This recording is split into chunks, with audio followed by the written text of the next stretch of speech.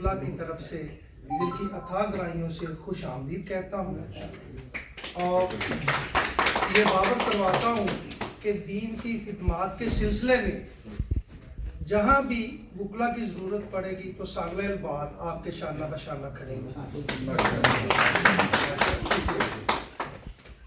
اعلان کیا کہ مجھے کسی سے کچھ لینا دینا نہیں ہے، میں حضور پاک صلی اللہ علیہ وسلم کے دین کو آگے لے کر جانا چاہتا ہوں، جس کا نشان یہ مولانا سعد حسین رضوی صاحب نے میرے سینے پہ لگایا ہے، اس کو میں نے نہ اتارنا ہے نہ یہ اتر سکتا ہے۔ تو اس طرح ہر فرقے کے لوگ ہوتے ہیں، پی ٹی آئی والے بھی ہمارے بھائی ہیں، نون لیگ والے بھی ہمارے بھائی ہیں، لیکن ہم نے ان تمام راستوں کو عبور کر کے آگے نکلنا ہے۔ یہ ہم نے جو دیواریں کھڑی کر لی ہیں نا کہ یہ نہر کے پرلی سائڈ پہ باجوہ صاحب ہیں، ادھر باجوہ صاحب نہیں ہے، ملی صاحب ہیں، تو میں سمجھتا ہوں کہ وہاں بھی ملی صاحب ہیں۔